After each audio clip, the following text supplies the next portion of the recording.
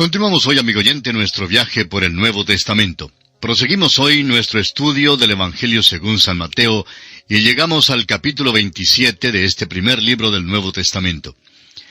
En este capítulo encontraremos los eventos que rodearon la crucifixión de Jesús. El Sanedrín entrega a Jesús ante Pilato, el arrepentimiento de Judas, el juicio ante Pilato, la liberación de Barrabás, la crucifixión, muerte y sepultura de Jesús, la tumba sellada y puesta bajo guardia. Estos son los aspectos que hemos de considerar aquí en el capítulo 27 del Evangelio según San Mateo. Llegamos ahora al hecho central del mensaje del Evangelio, la crucifixión de Jesús. El apóstol Pablo ha sintetizado el Evangelio a su más simple expresión en su primera carta a los Corintios, capítulo 15, versículos 3 y 4, donde dice: «Porque primeramente os he enseñado lo que asimismo recibí, que Cristo murió por nuestros pecados conforme a las Escrituras, y que fue sepultado, y que resucitó al tercer día conforme a las Escrituras». Mateo no cuenta los detalles de la crucifixión misma, tampoco ninguno de los escritores de los Evangelios lo hace. Ponen un manto de silencio alrededor de la cruz, y hay una reticencia reverente en todo lo que cuentan. No hay nada escrito aquí para satisfacer al curioso. Es como si el Espíritu Santo hubiera dicho: esto está más allá de la comprensión humana y no se puede profundizar el sufrimiento. La declaración sencilla de Mateo es: cuando le hubieron crucificado. Se da aquí muchos detalles e incidentes relacionados con la crucifixión, pero no se da un relato de la crucifixión misma. Aún Dios mismo puso un manto de obscuridad sobre la cruz durante las 3 últimas horas. El apóstol Pablo anhelaba entrar en los sufrimientos de Jesús. Y aquí debemos pausar y reverenciar maravillados. Vamos a caminar calladamente y quitarnos los zapatos teniendo calzados los pies con el apresto del Evangelio, porque el lugar en que estamos, tierra santa es. Debemos pedir a Dios que nos dé una apreciación nueva y fresca de la muerte del Señor Jesucristo. La cruz marca el rechazo final y completo de Jesús en el Evangelio de Mateo. Esta es la negación enfática de los reclamos de Jesús de ser el Mesías.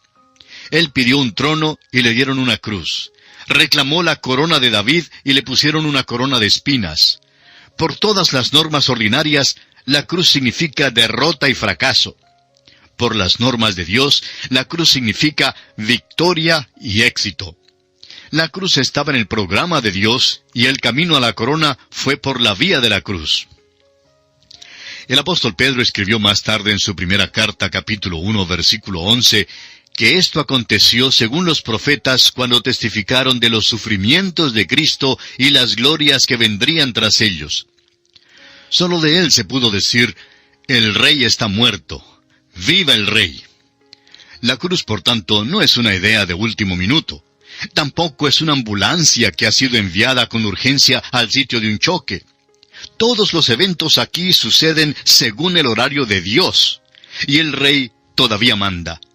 Sus enemigos afirmaron correctamente: Él dijeron ellos, «Soy Rey de los judíos». Pilato tenía razón cuando dijo: «Lo que he escrito», dijo, «he escrito». Leamos entonces para comenzar los primeros 2 versículos de este capítulo 27 del Evangelio según San Mateo.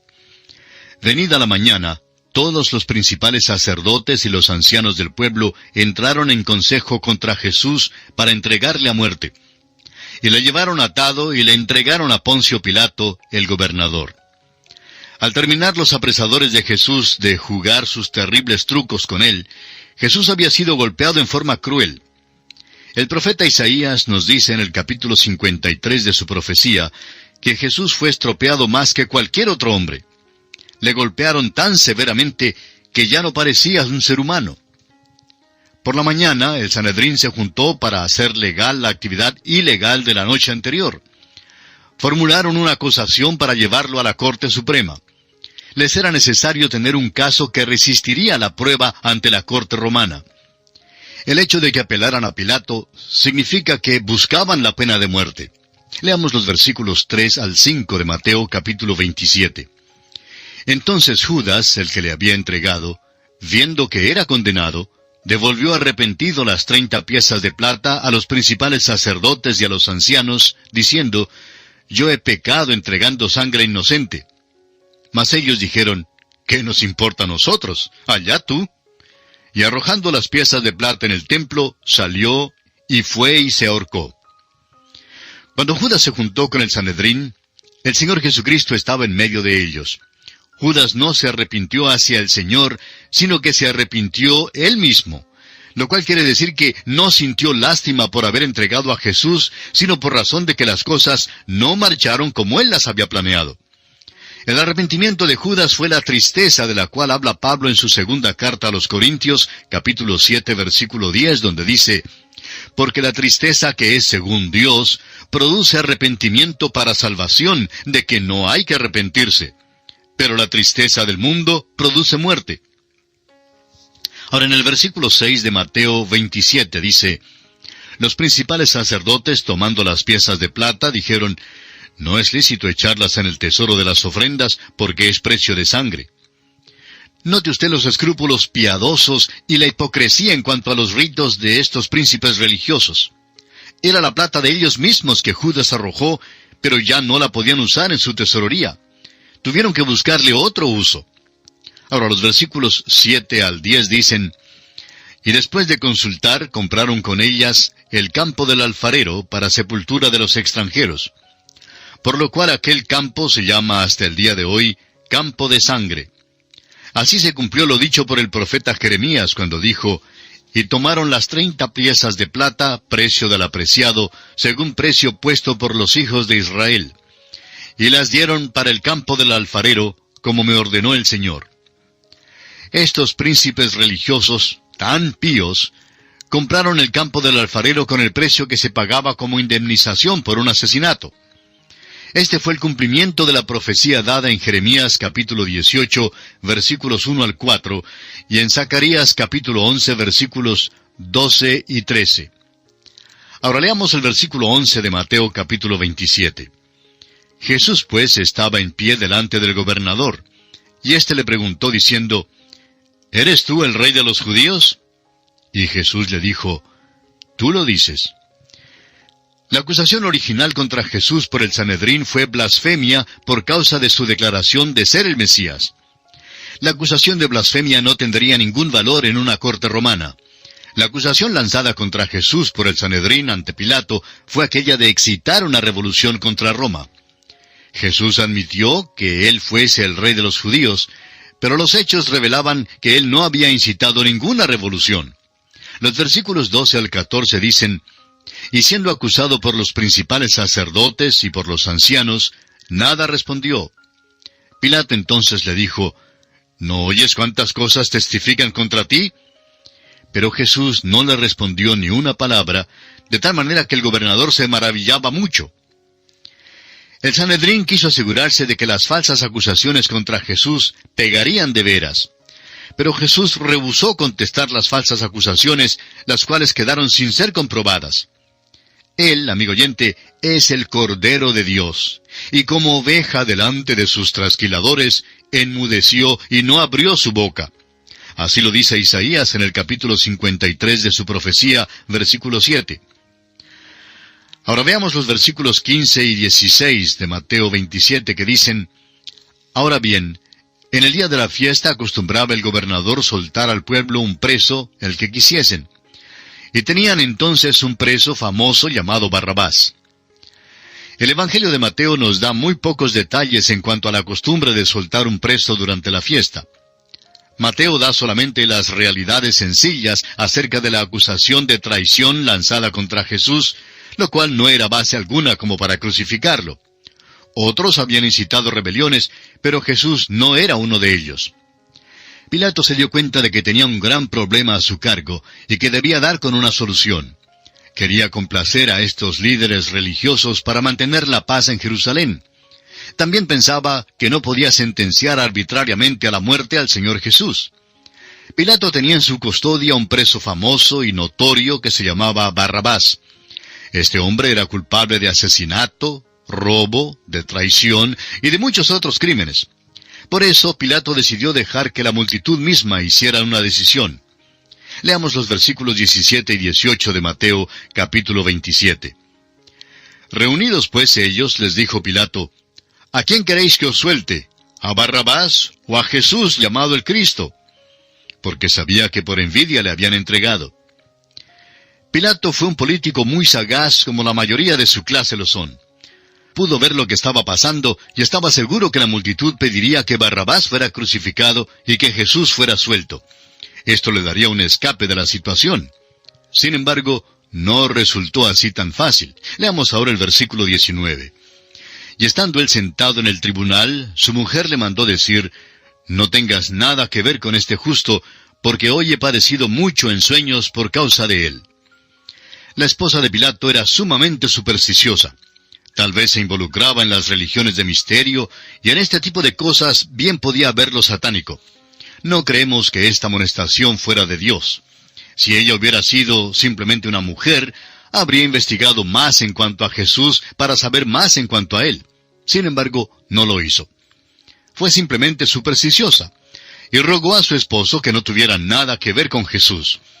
Leamos juntos los versículos 20 al 24 de San Mateo, capítulo 27. Pero los principales sacerdotes y los ancianos persuadieron a la multitud que pidiese a Barrabás y que Jesús fuese muerto. Y respondiendo el gobernador les dijo, ¿a cuál de los dos queréis que os suelte? Y ellos dijeron, a Barrabás. Pilato les dijo, ¿qué pues haré de Jesús llamado el Cristo? Todos le dijeron, sea crucificado. Y el gobernador les dijo, pues, ¿qué mal ha hecho? Pero ellos gritaban aún más, diciendo, sea crucificado.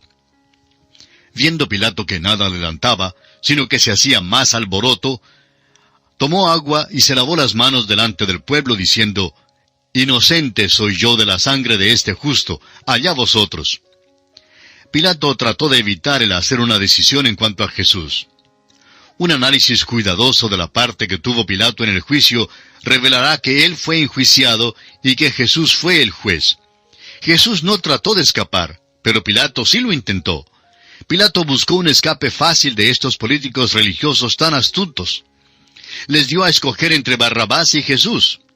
Para él la decisión era obvia. Descubrió que querían que Jesús muriera solo por envidia. Pero Pilato no tomó en cuenta las profundidades hasta las cuales la religión puede hundirle cuando está mal encaminada. Quedó asustado cuando demandaron que soltara a Barrabás. Imagínese usted a un juez que le pide a una multitud enfurecida que haga su decisión en cuanto a lo que debe hacer con Jesús. En el versículo 23, Pilato realmente defiende a Jesús. En el rito de lavarse las manos, decidió que Jesús era inocente, y luego le entregó para ser crucificado. ¿Qué justicia romana es esta, amigo oyente? Amigo oyente, ¿qué le parece a usted Cristo? Este es el criterio que comprobará tanto su estado como su condición. No puede ser correcto en nada, a menos que piense correctamente en cuanto a él. Pilato trató de lavarse las manos en cuanto a su decisión con respecto a Cristo, pero la sangre de Jesús todavía quedó en sus manos. Leamos ahora el versículo 25. Y respondiendo todo el pueblo dijo, su sangre sea sobre nosotros y sobre nuestros hijos. Esta declaración realmente ha sido cumplida. Hasta el día de hoy, el pueblo judío ha tenido que pagar un precio muy alto por rechazar a su Mesías. Y ahora el versículo 26. Entonces les soltó a Barrabás, y habiendo azotado a Jesús, le entregó para ser crucificado. Pilato fue un mero títere y un político común. Trató de evitar el hacer una decisión y hasta se lavó las manos. No le fue nada fácil. Qué ironía que el credo más antiguo dice, crucificado bajo Poncio Pilato. Pilato fue obligado a hacer una decisión en cuanto a Jesús y decidió rechazarlo. Sigamos mirando la secuencia de este juicio injusto en los versículos 27 al 32. Entonces los soldados del gobernador llevaron a Jesús al pretorio y reunieron alrededor de él a toda la compañía, y desnudándole le echaron encima un manto de escarlata, y pusieron sobre su cabeza una corona tejida de espinas, y una caña en su mano derecha, e hincando la rodilla delante de él, le escarnecían, diciendo, «Salve, Rey de los judíos». Y escupiéndole, tomaban la caña y le golpeaban en la cabeza. Después de haberle escarnecido, le quitaron el manto, le pusieron sus vestidos y le llevaron para crucificarle. Cuando salían, hallaron a un hombre de Cirene que se llamaba Simón. A éste obligaron a que llevase la cruz. Jesús fue sometido a una humillación abyecta y un sufrimiento único. Llegó a ser un juguete de una multitud cruel. Fue escarnecido y torturado de una manera terrible, horrible. Fue golpeado y estropeado a tal grado que probablemente ni podían identificarlo aquellos que lo conocían. Estaba tan débil a la hora que ya estaban listos para llevarlo al lugar de la crucifixión, que ni aún podía llevar su cruz, una cruz que aumentaba el sufrimiento del Señor. Veamos otros aspectos crueles de esta crucifixión en los versículos 33 al 36 de Mateo capítulo 27. Y cuando llegaron a un lugar llamado Gólgota, que significa lugar de la calavera, le dieron a beber vinagre mezclado con hiel, pero después de haberlo probado, no quiso beberlo. Cuando lo hubieron crucificado, repartieron entre sí sus vestidos, echando suertes, para que se cumpliese lo dicho por el profeta. Partieron entre sí mis vestidos, y sobre mi ropa echaron suertes. Y sentados le guardaban allí. Creemos que el lugar de la crucifixión es el Monte Calvario, del arqueólogo Gordon, porque es el lugar de la calavera.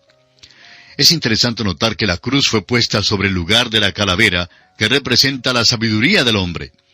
En su primera carta a los Corintios, capítulo 1, versículo 18, el apóstol Pablo nos dice, «Porque la palabra de la cruz es locura a los que se pierden, pero a los que se salvan, esto es, a nosotros, es poder de Dios». Al sufrir Cristo en la cruz, se sentaron y lo observaron. Este es el hecho más vil de todos los hechos humanos. ¿Por qué no se fueron para dejarlo morir a solas? La religión nunca ha descendido tan bajo. Creemos que Saulo de Tarso se encontraba entre aquella multitud. Más tarde, en su primera carta a Timoteo, capítulo 1, versículo 15, Pablo, ya apóstol, hablando de los pecadores, se autodenomina, de los cuales yo soy el primero. Aquí ante la cruz del Calvario, la humanidad llegó a su profundidad más baja. Sigamos enfocando el sufrimiento de Jesús por nosotros en los versículos 37 al 44 de Mateo 27. Y pusieron sobre su cabeza su causa escrita, «Este es Jesús, el Rey de los Judíos». Entonces crucificaron con él a 2 ladrones, uno a la derecha y otro a la izquierda. Y los que pasaban le injuriaban meneando la cabeza y diciendo, «Tú que derribas el templo y en 3 días lo reedificas, sálvate a ti mismo. Si eres hijo de Dios, desciende de la cruz».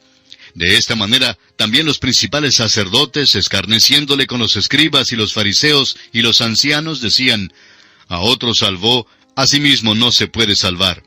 Si es el Rey de Israel, descienda ahora de la cruz y creeremos en él. Confió en Dios, líbrele ahora si le quiere, porque ha dicho, soy hijo de Dios». Lo mismo le injuriaban también los ladrones que estaban crucificados con él. La acusación que usaron como pretexto para crucificar al Señor fue, «Este es Jesús, el Rey de los Judíos».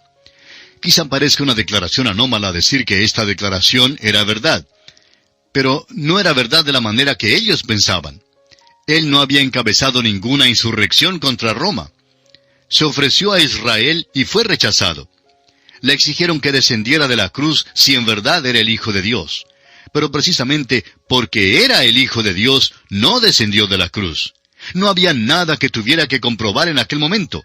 Estaba muriendo por los pecados del mundo, por los pecados suyos y por los pecados míos, amigo oyente.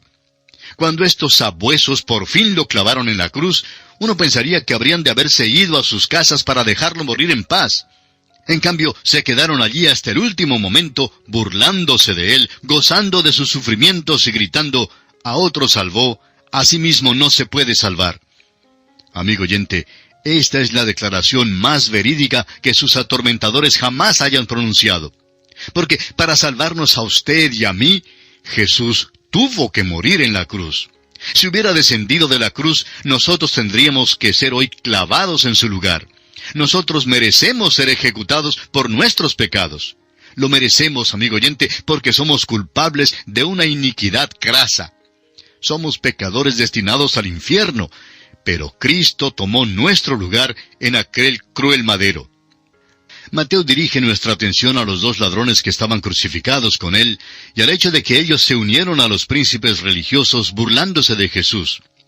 No dirige nuestra atención al hecho de que uno de los ladrones por fin volvió a Jesús. El reino de Dios en Mateo está en la tierra, y el ladrón que se arrepintió fue con Cristo aquel mismo día al paraíso. Veamos otros momentos cruciales en la vida de nuestro bendito Salvador en los versículos 45 al 50 de Mateo 27, que dicen: Y desde la hora sexta hubo tinieblas sobre toda la tierra hasta la hora novena. Cerca de la hora novena, Jesús clamó a gran voz diciendo: Elí, Elí, lama sabactani. Esto es: Dios mío, ¿por qué me has desamparado? Algunos de los que estaban allí decían, al oírlo: A Elías llama éste. Y al instante, corriendo uno de ellos, tomó una esponja y la empapó de vinagre y poniéndola en una caña, le dio a beber. Pero los otros decían: Deja, veamos si viene Elías a librarle. Mas Jesús, habiendo otra vez clamado a gran voz, entregó el Espíritu. El Señor Jesucristo fue puesto en la cruz a las 9 de la mañana. Al mediodía el hombre había hecho todo lo que le pudo hacer al Cordero de Dios. En las próximas 3 horas, las tinieblas rodearon la cruz, la cual llegó a ser un altar donde el Cordero de Dios se ofreció como el sacrificio por los pecados del mundo.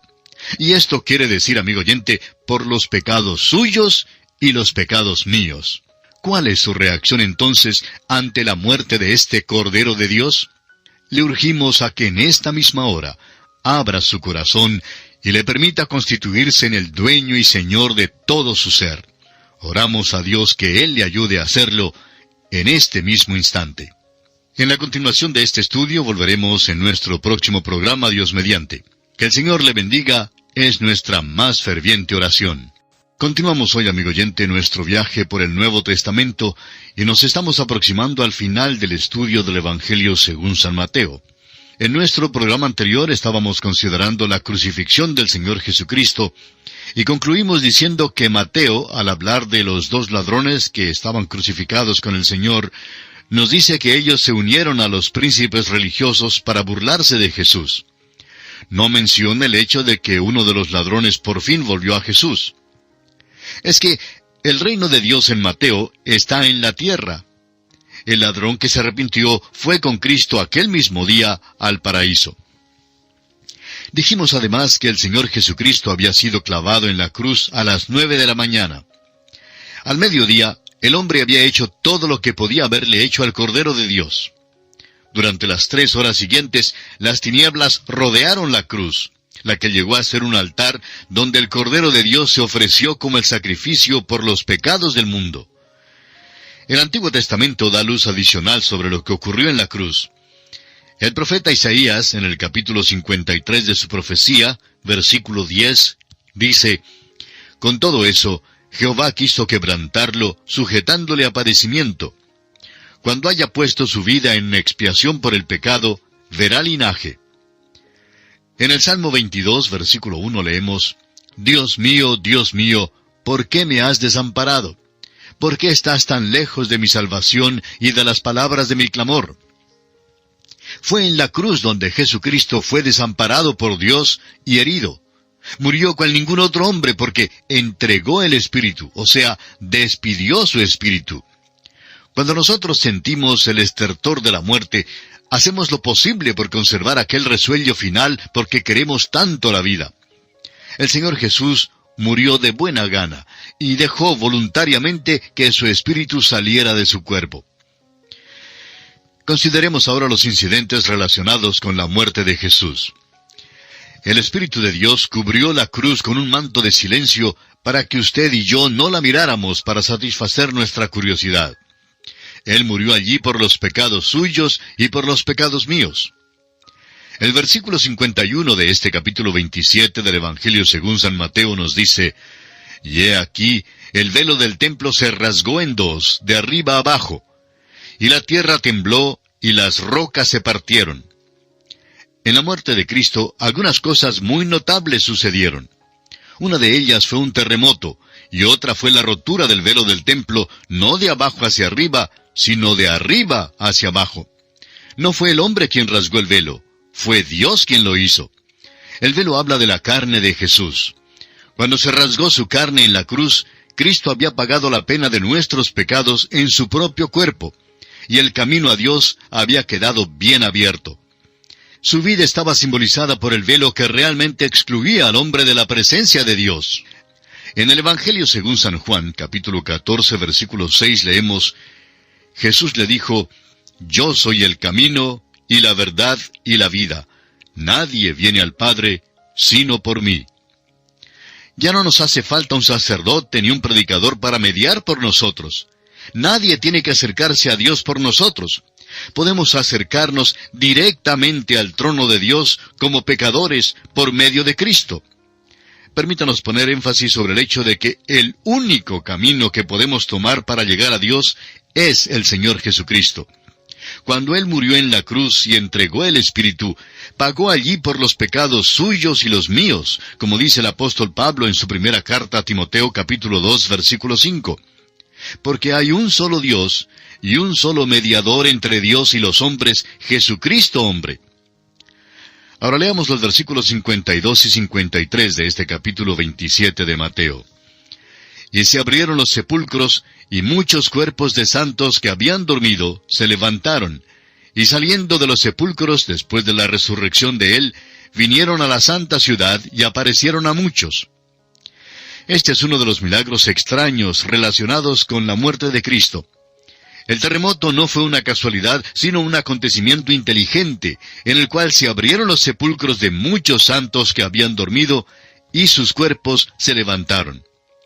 Solo ciertos santos fueron levantados de la muerte, y creemos que fueron parte de la compañía que fue al cielo cuando Él llevó cautiva la cautividad en su ascensión, de que nos habla el apóstol Pablo en su carta a los Efesios, capítulo 4, versículos 7 al 10. No disponemos de tiempo suficiente para hablar en detalle en cuanto a esto, pero note usted que los que se levantaron de los muertos fueron testigos de lo que aconteció. Prosigamos ahora con los versículos 54 al 56 de este capítulo 27 de Mateo. El centurión y los que estaban con él guardando a Jesús, visto el terremoto y las cosas que habían sido hechas, temieron en gran manera y dijeron: verdaderamente este era Hijo de Dios.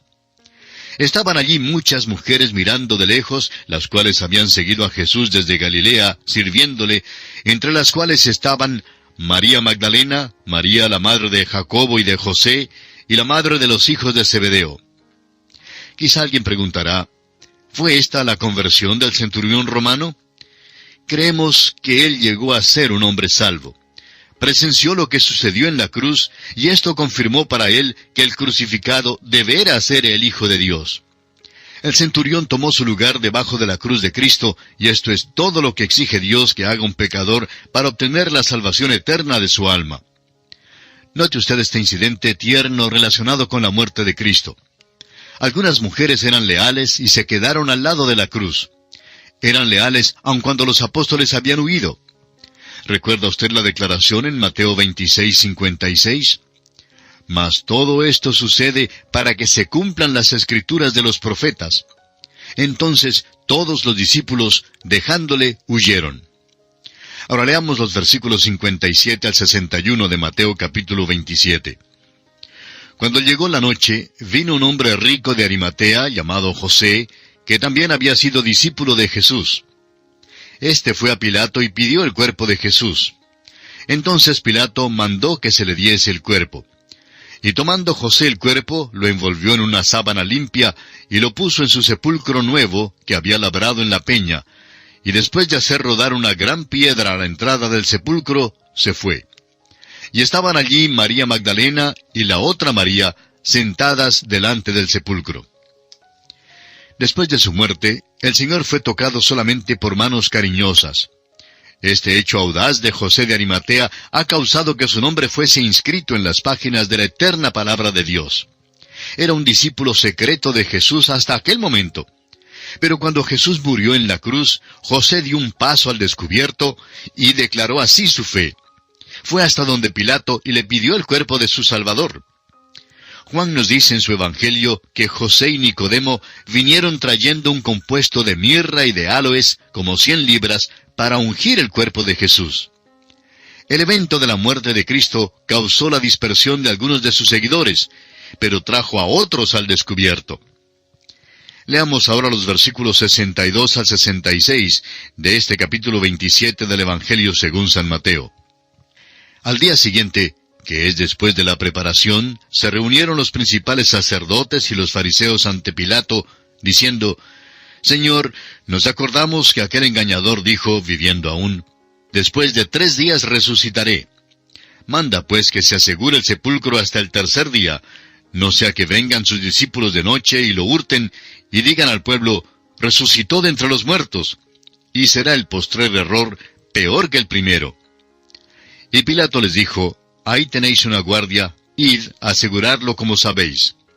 Entonces ellos fueron y aseguraron el sepulcro, sellando la piedra y poniendo la guardia. Parece que cuando el Señor les dijo a sus discípulos que Él resucitaría el 3er día, ellos lo informaron a muchas otras personas. Al parecer, las noticias llegaron también a los príncipes religiosos, quizá en el último momento, y ellos entonces, preocupados, hicieron algunos arreglos con los romanos para asegurarse de que el cuerpo del Señor quedara en el sepulcro. Y precisamente este mismo hecho hizo mucho más difícil su disculpa más tarde de que alguien se había llevado el cuerpo en el 3er día, así como lo vemos en Mateo 28, versículos del 12 al 14. El celo del enemigo realmente dio la confirmación de su resurrección. La esperanza del mundo quedó muerta dentro del sepulcro de José de Arimatea. La tumba sellada y la guardia romana garantizaban a los enemigos del rey que él se quedaría allí. Sin embargo, el rey había prometido que resucitaría de los muertos, y así el Rey de Reyes cumplió su palabra. Y así, amigo oyente, concluimos nuestro estudio del capítulo 27 del Evangelio según San Mateo.